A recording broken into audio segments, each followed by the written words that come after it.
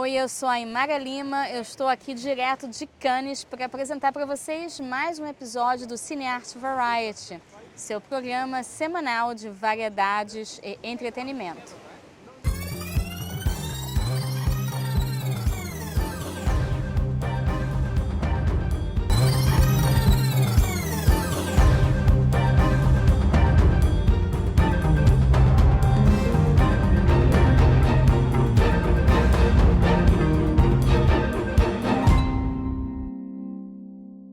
Gente, eu tô aqui em Cannes, Vila Brasil, Mar da Rocha. E olha, para mim vai ser uma surpresa porque eu quero que ele conte tudo pra gente. Bom, contar tudo... Já que ele nunca dá entrevista. Raramente, é bem difícil mesmo. Bom, pra mim vai ser uma honra participar desse momento. Um bate-papo, né? Vamos considerar assim, um bate-papo. Eu não parece, mas eu sou tímido. E nunca é muito confortável falar da gente mesmo. É sempre bom quando outra pessoa fala da gente, a gente fica sempre... Mas assim, vou tentar resumir minha trajetória. Começa do começo, Do começo. Eu nasci numa família muito humilde, muito pobre, cresci numa favela do Rio de Janeiro. Qual? A favela Fernão Cardim. Morei também na zona oeste do Rio, em Campo Grande, onde também passei uma parte da minha infância. E eu tive muito cedo ter que lidar com a ideia de transformar a vida das pessoas. E as pessoas na qual estou me referindo agora foi a minha própria família. Então, com 9 para 10 anos, meu pai estava muito doente, minha mãe cuidava das minhas irmãs mais novas, e eu tive que assumir a postura de o chefe da casa. E assim começa a minha vida artística, minha vida de empreendedor. Eu não tinha tempo para esperar que meu pai ficasse bom ou que alguém viesse ajudar. Então tomei a iniciativa, comecei a imaginar, porque a imaginação é o início de tudo.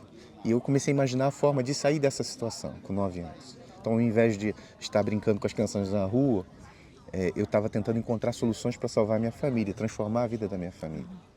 Então eu encontrei a forma que eu tinha naquele momento, era vender um casalzinho de preá, que são os porquinhos da Índia, né?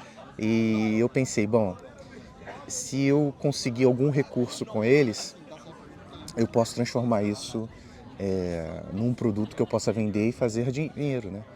E assim eu fiz. Eu consegui vender na frente do supermercado, eu botei lá assim começou minha primeira produção e meu primeiro empreendimento ao mesmo tempo. Então eu já tinha o roteiro na cabeça, eu já tinha os personagens, eu já tinha as locações que eu entendia que se eu conseguisse, era muito calor, né? Rio de Janeiro, um calor absurdo naquele verão. Eu me lembro, 9 anos, mas eu ainda me lembro. Era, sei lá, 40 graus de calor. Eu pensei, bom, eu tenho um local onde as pessoas têm sede, então se eu vender picolé lá, vai ser fácil.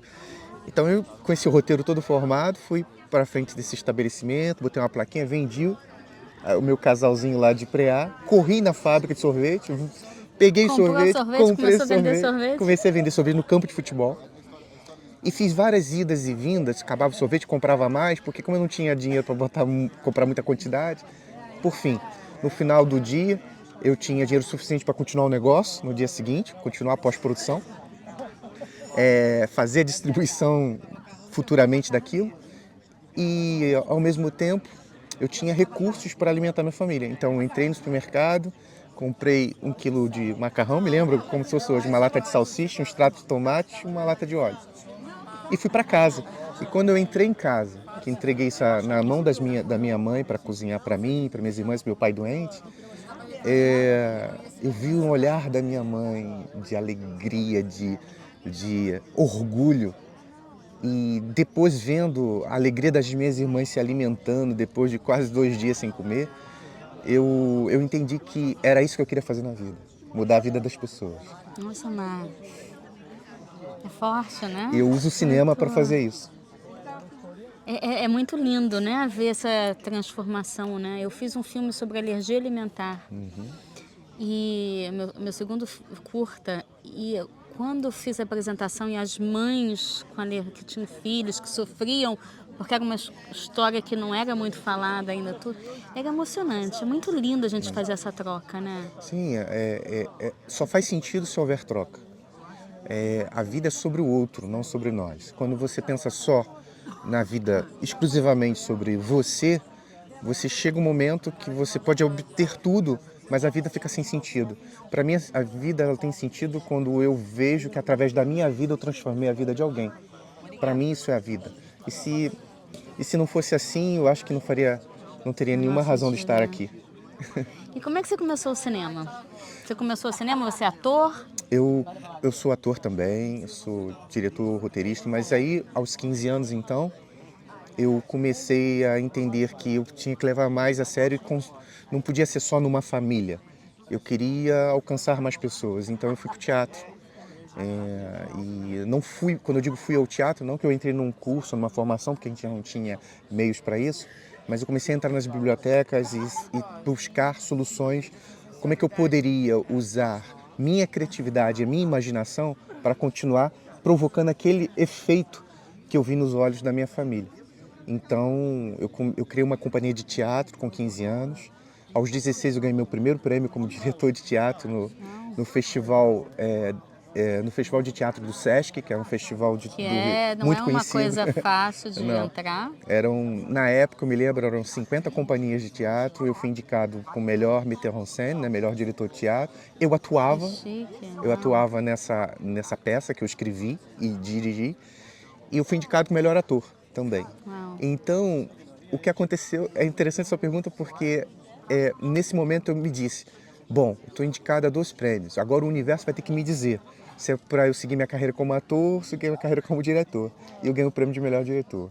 Olha, Então, eu entendi que de alguma forma era isso que eu tinha que desenvolver, essa área da direção. Nunca mais parei. Já escrevi escrevi e dirigi cerca de 90 curtas-metragens. uau. Estou no Guinness como o brasileiro que mais fez curta-metragem.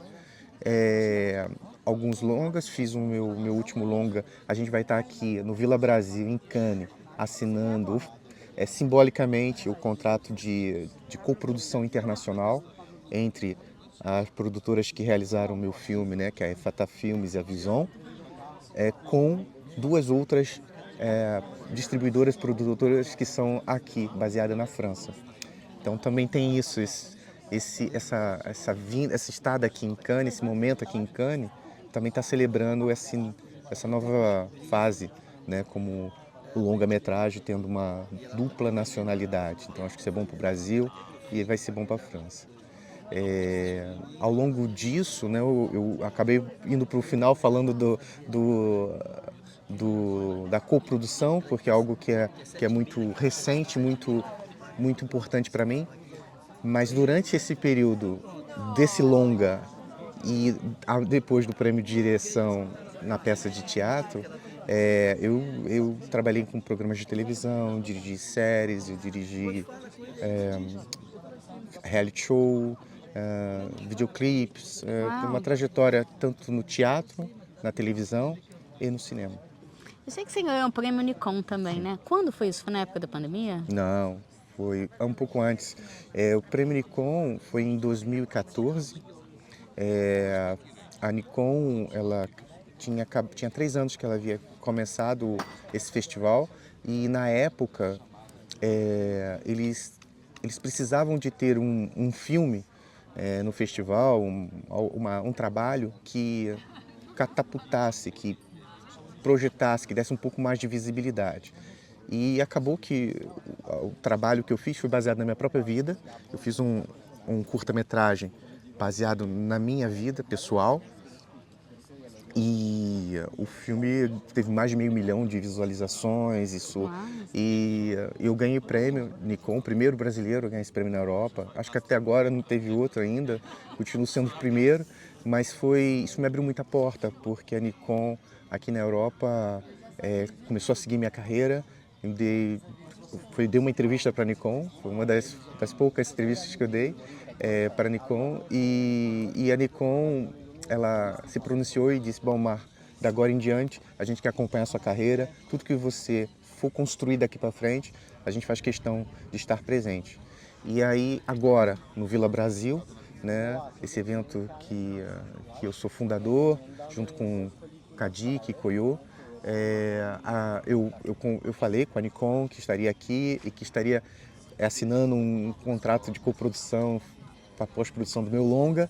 Eles ficaram super honrados, quero estar presente, e eles estão presentes, né, através da marca Nikon aqui no evento. Você pode falar desse novo projeto, desse longa? Ainda não. Posso sim. O longa já está rodado, já está pronto. É um projeto que me tomou alguns anos da minha vida. Foi produzido pela Efata Filmes, com a produtora executiva Andrea Apurinã, que não é só produtora executiva, mas é a cofundadora da Efata Filmes no Brasil e que se engajou em fazer esse filme. É um filme denúncia. Infelizmente, é um filme necessário. Gostaria que não fosse necessário fazer esse filme.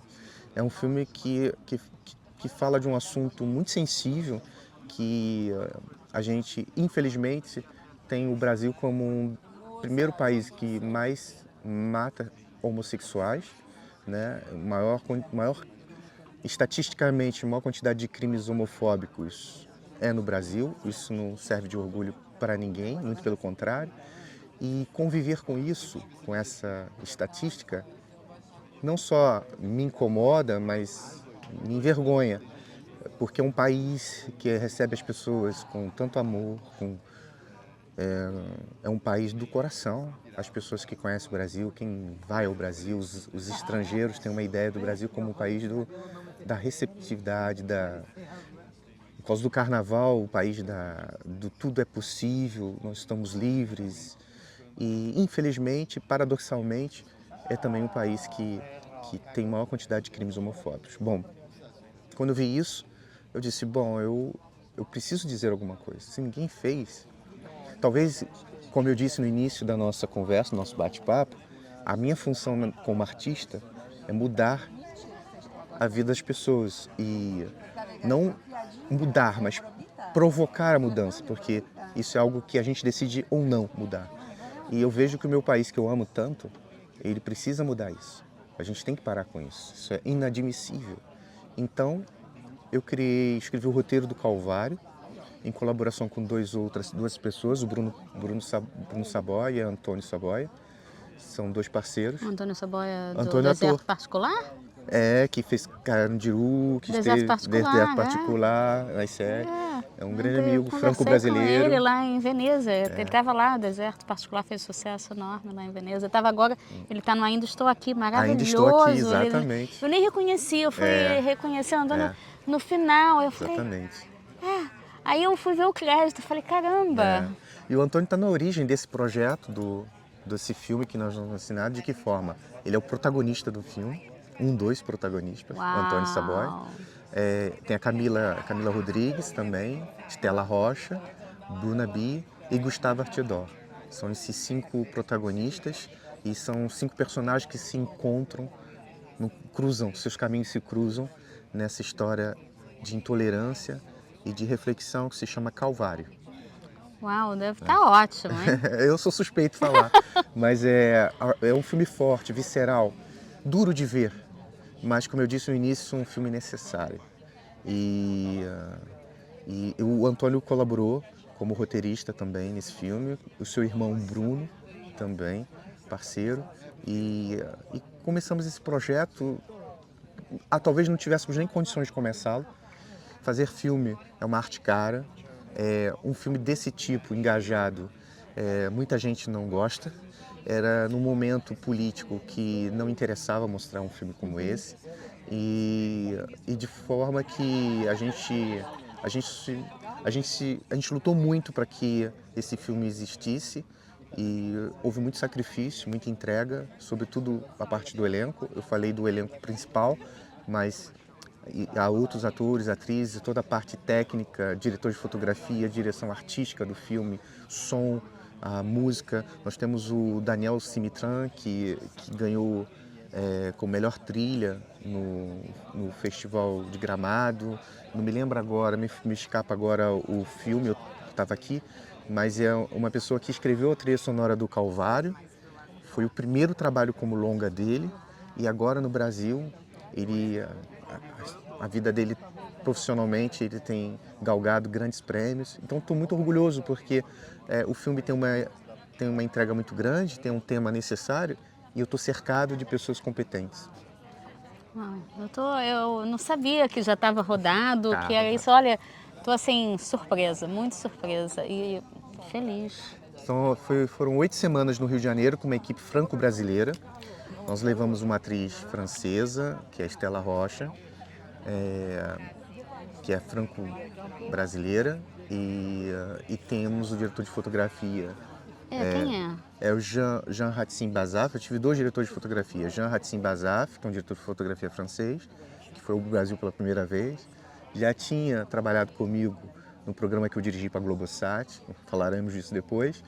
E ele tinha essa vontade de ir para o Brasil fazer alguma coisa. E ele foi no Calvário. E eu tive também o Pedro Iório, que foi diretor de fotografia brasileiro. Pedro Iório faz trabalhos muito na área de publicidade, documentário. E eu foi proposital, eu queria 2 visões estéticas dentro do filme, uma visão europeia e uma visão brasileira. Agora tá só em parte pré-produção, finalização, pós-produção? Finalização. O filme está terminando a montagem do filme e alguns tratamentos. Você está montando no Rio ou Não, aqui, na França, em Paris? Na França, em Paris. E quando é que deve estar lançando? Bom, isso aí é uma decisão executiva. Eu acho que antes de lançar a gente deve passar por alguns festivais. E em função de encontrar um distribuidor, normalmente é o distribuidor que vê o melhor momento para isso. Eu, por mim, lançava amanhã, aqui no Vila. Mas sabe? ele já tá... Imagina, ele já tá assim, querendo nascer há muito tempo, né? Pois é. E como... Quantos anos? Foram 7 anos. 7 anos. Olha, gente, quanto tempo. Passou rápido. Mas eu costumo dizer, se usa sempre essa metáfora do nascimento, né? Como um bebê não pode passar do tempo também, né? Tem que nascer. Tem que nascer. Vai nascer. Nem que faça uma cesariana. Vai nascer. Né? E qual o próximo passo depois disso? Agora está Vila Brasil, aí o Calvário já está engatinhado com mais alguma outra coisa? Claro, estou já preparando meu próximo longa, estou escrevendo. E não é dentro da mesma linha ou temática do Calvário, mas é um filme que fala sobre raízes, sobre amor e sobre o fato de você honrar da onde você vem, sabe? Não se esquecer seus princípios, seus valores. Eu acho que falta um pouco isso. O mundo está esquecendo muito seus valores. E o principal valor é o respeito à palavra. E isso, para mim, é muito caro. Quando eu me engajo com alguma coisa, quando eu falo alguma coisa, eu cumpro. E pelo que eu contei aqui do que foi o meu início de vida, dá para ter uma ideia de que para mim é muito importante a família, o cuidado, o amor.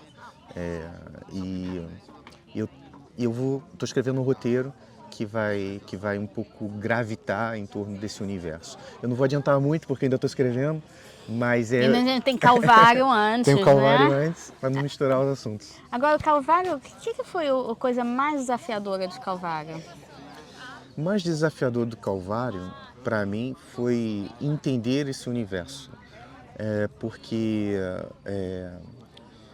eu tenho muitos amigos homossexuais, eu sou heterossexual, e eu não queria me colocar numa posição de falar de algo sem perceber, sem entender do que eu estou falando. Então, o mais desafiador foi primeiro eu aceitar que eu poderia ser a boa pessoa para falar desse assunto.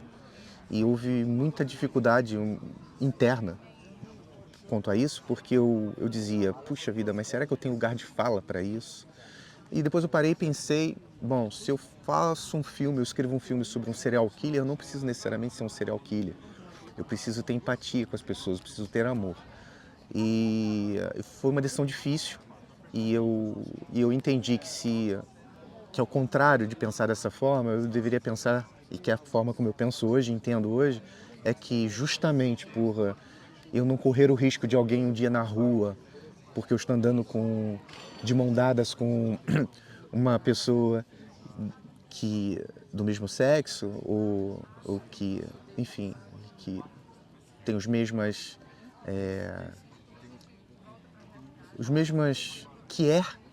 porque na verdade não é uma questão de escolha muitas das vezes, é uma questão de ser, e que é o que compactua do mesmo sentimento, do mesmo amor, da mesma sensação, do mesmo toque que não, se eu estou na rua vivendo esse momento sem fazer mal a ninguém, eu não corro o risco de ser agredido por ninguém e nem mesmo perder a minha vida pelo simples fato de ser um homossexual.